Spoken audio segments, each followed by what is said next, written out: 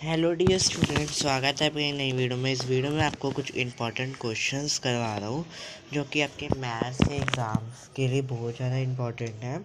ये क्वेश्चंस आपके chapter number 1 real number से लिए गए हैं, तो आपको इस क्वेश्चंस को करना चाहिए अच्छे तरीके से, ताकि आपके मार्क्स जो है वो और ज़्यादा उसमें इम्प्रूवमेंट हो।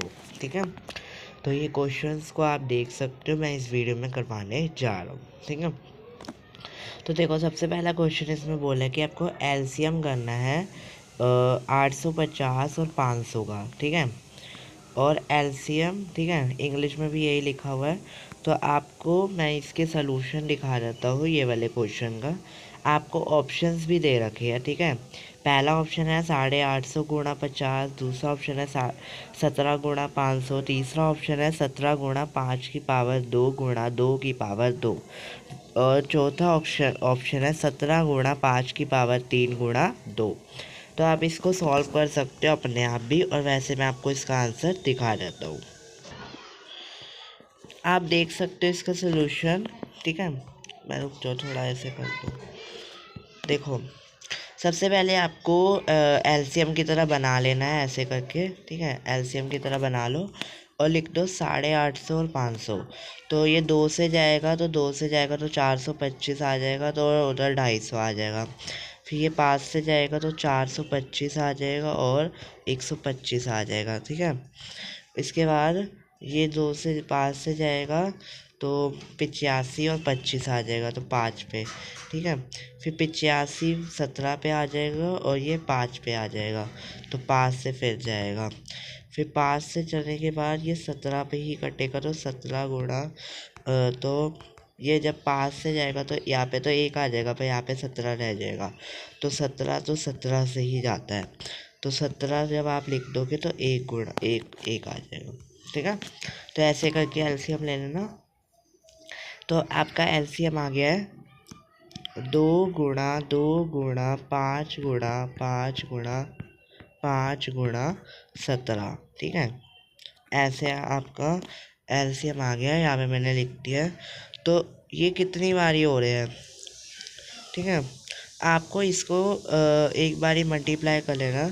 तो देखो हमारे पास क्या है, 2 गुणा 5 गुणा 5 गुणा 5 गुणा 5 गुणा 17। ठीक है, तो आप देखो 2 गुणा 4 हो गया, और 4 गुणा 5 20 हो गया।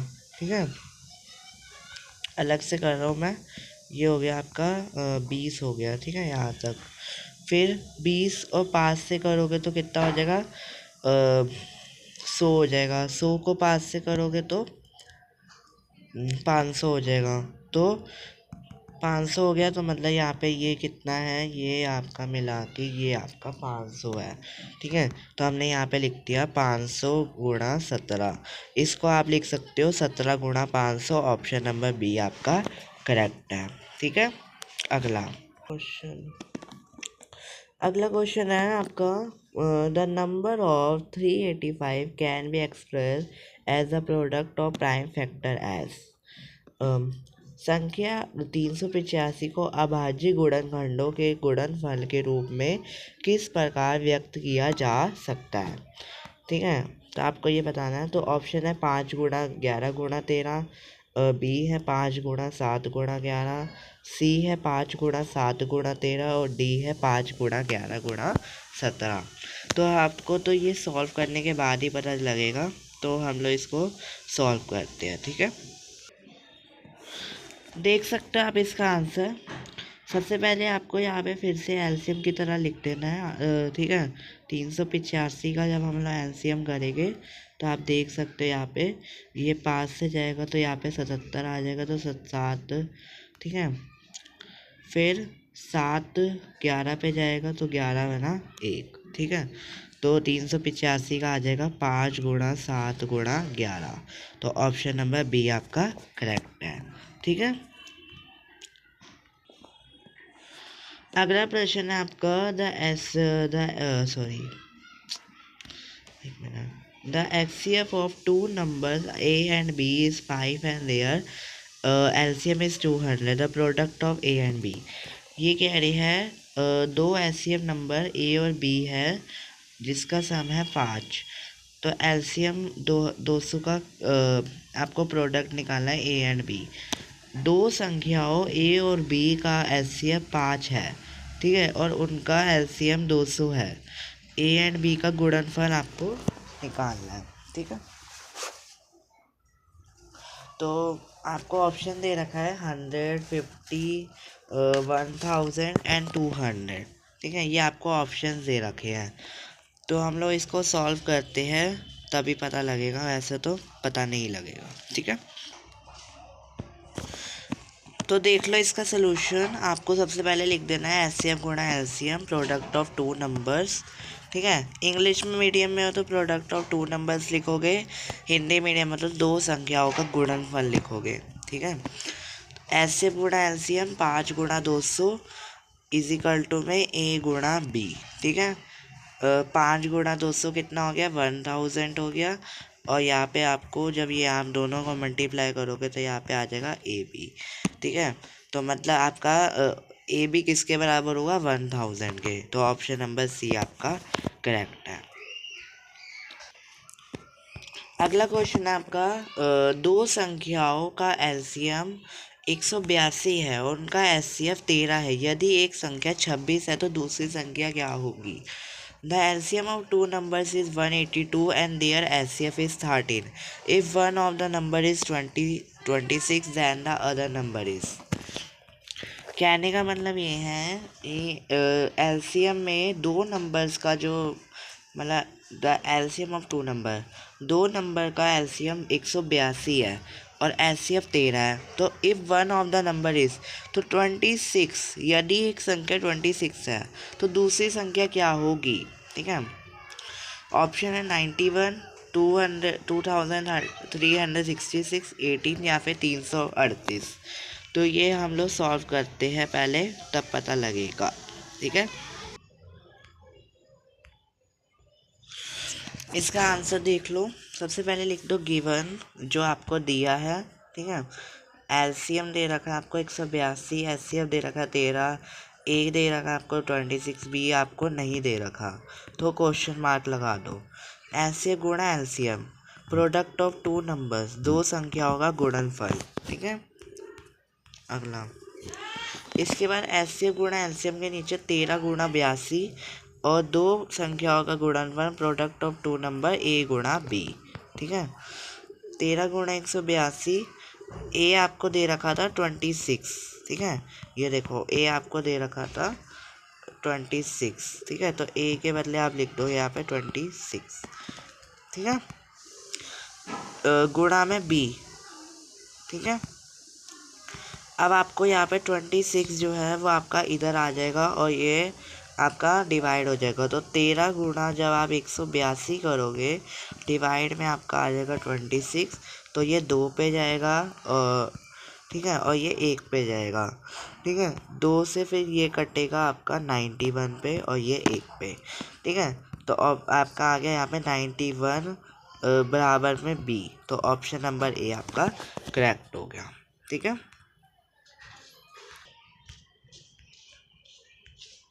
आपका अगला क्वेश्चन है, सिद्धत कीजिए कि √3 एक अपरिमेय संख्या है। Prove that √3 is irrational number, ठीक है। तो हम इसको सॉल्व करते हैं।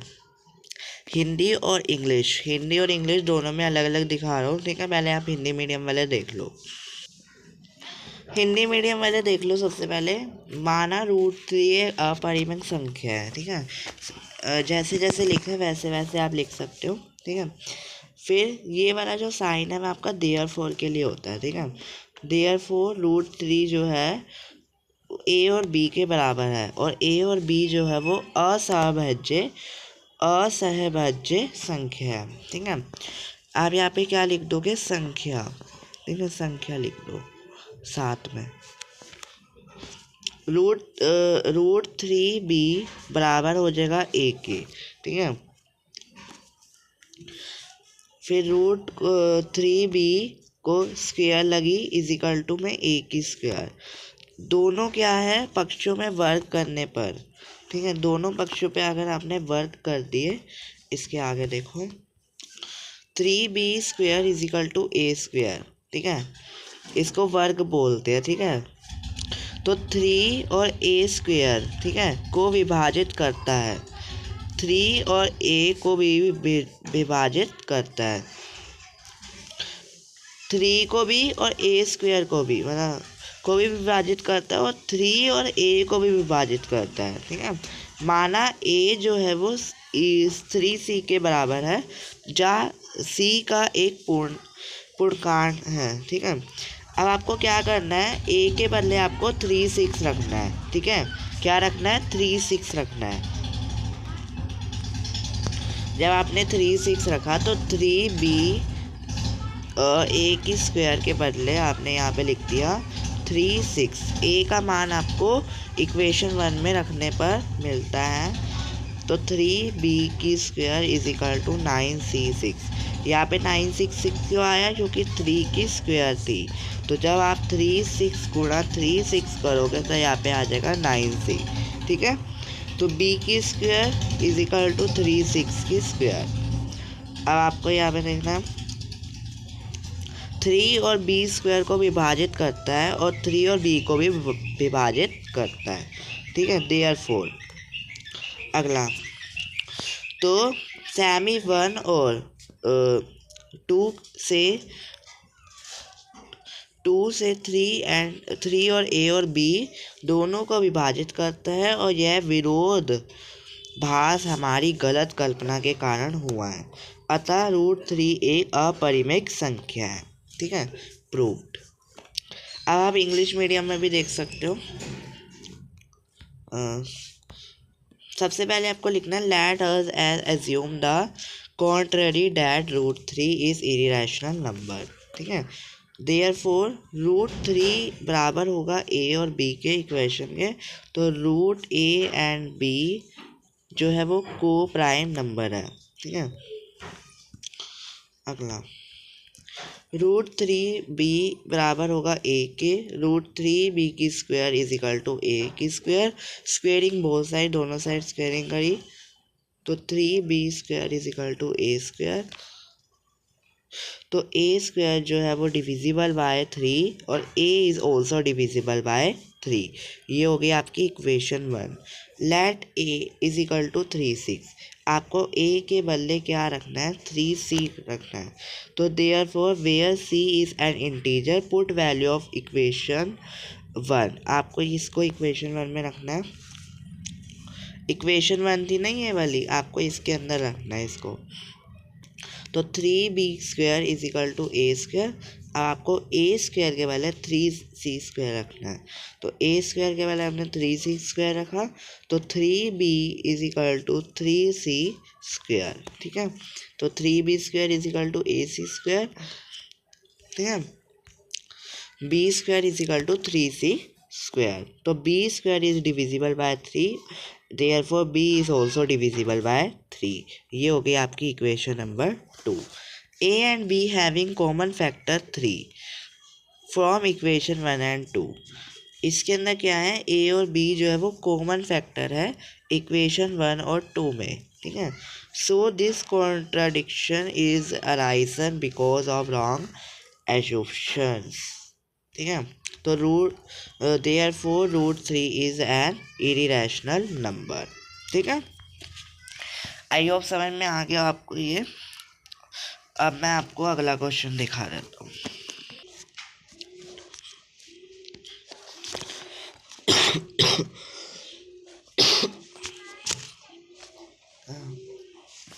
अगला क्वेश्चन है, given that √5 is irrational, prove that 3 + 2 √5 is an irrational, ठीक है। मतलब दिया है आपको √5 जो है वो अपरिमेय संख्या है, तो सिद्ध कीजिए 3 + 2 √5 एक अपरिमेय संख्या है। सबसे पहले हिंदी में देख लेते हैं। दिया है √5 एक अपरिमेय संख्या है, कल्पना करते हैं कि 3 + 2 √5 एक अपरिमेय संख्या है। माना 3 + 2 √5 जो है वो x के बराबर है, तो जहाँ x एक परिमित संख्या है, x क्या है, परिमित संख्या है, ठीक है। तो 2√5 इज इक्वल टू x-3। तो √5 को आपको x-3 बराबर में बाय में 2 में रखना है, ठीक है। ये रखा, तो √5 के बदले आपको लिख देना है अपरिमेय संख्या, और इसके बदले आपको रख देना है परिमेय संख्या, ठीक है। जो कि संभव नहीं है, इसलिए हमारी कल्पना गलत है। अतः 3+2√5 एक अपरिमेय संख्या है, मतलब इरेशनल नंबर है। अब इसको देख लेते हैं हम इंग्लिश में, ठीक है। Given √5 is an irrational number. Let us assume that 3+2√5 is an irrational number. Let 3+2√5 बराबर है x के, तो where x is a rational number, ठीक है। तो 2√5 जो है इज x-3, तो 2 जो है वो इधर आ जाएगा, क्योंकि ये जो है इरेशनल नंबर है और √5 इरेशनल नंबर है। तो x-3/2 रैशनल और √5 जो है वो इरेशनल, ठीक है। इतना लिखने के बाद which is not possible there over assumtion is wrong, there 3+2√5 is an irrational number। मतलब 3+2√5 जो है वो एक irrational नंबर है, ठीक है। अगला क्वेश्चन है आपका, एक शिक्षक चलो पहले इंग्लिश में बने हैं। A teacher workshop, the number of teacher teaching French, Hindi and English are 48, 80 एंड 144 respectively. Find the minimum numbers of the room required if in each room the same numbers of teachers are seated and all them are of the same subject, ठीक है। एक शिक्षक कार्यशाला में French, Hindi और अंग्रेजी पढ़ाने वाले शिक्षकों की संख्या जो है वो 48, 80 और 144 है। यदि प्रत्येक कमरे में समान संख्या में शिक्षक बैठे हो और सभी एक विषय के हो, तो अवश्य कमरों की न्यूनतम संख्या ज्ञात कीजिए, ठीक है। तो इसका आंसर देख लेते हैं।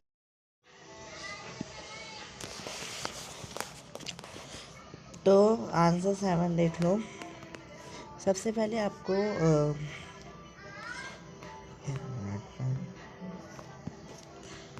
पहले आपको ऐसे करके एलसीएम की तरह बना लेना है 80 का और 144 का, ठीक है।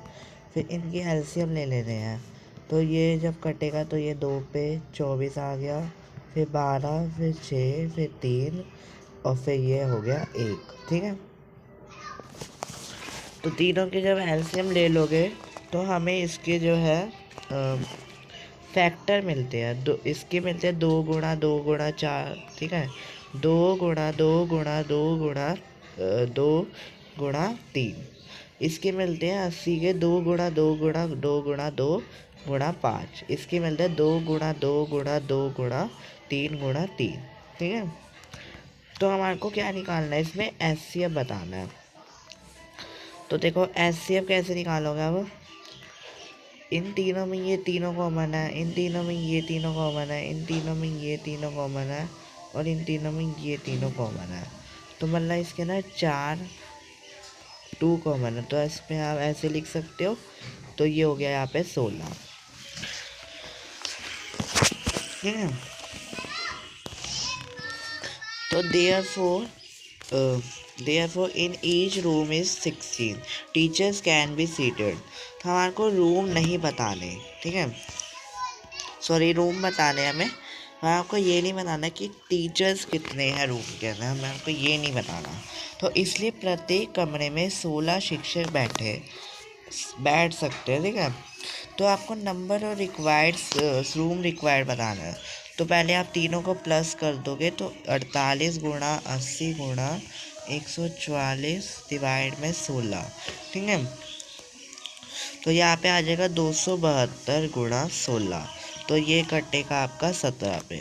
तो ऑप्शन आ जाएगा आपका 17, ठीक है। बस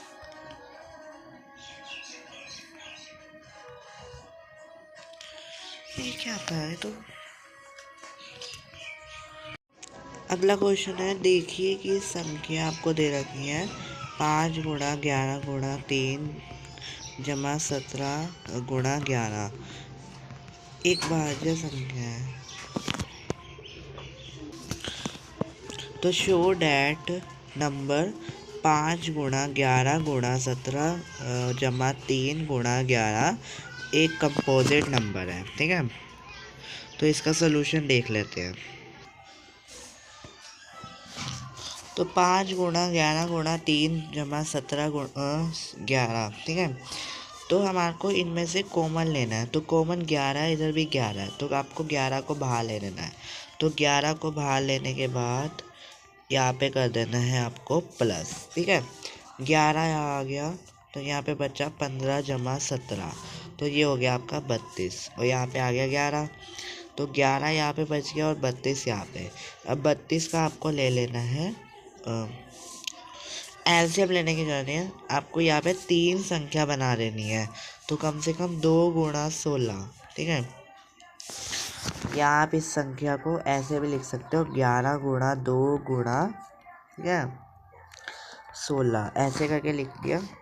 तो मतलब ये 3 संख्या से ऊपर है, 2 संख्या मिनिमम होती है।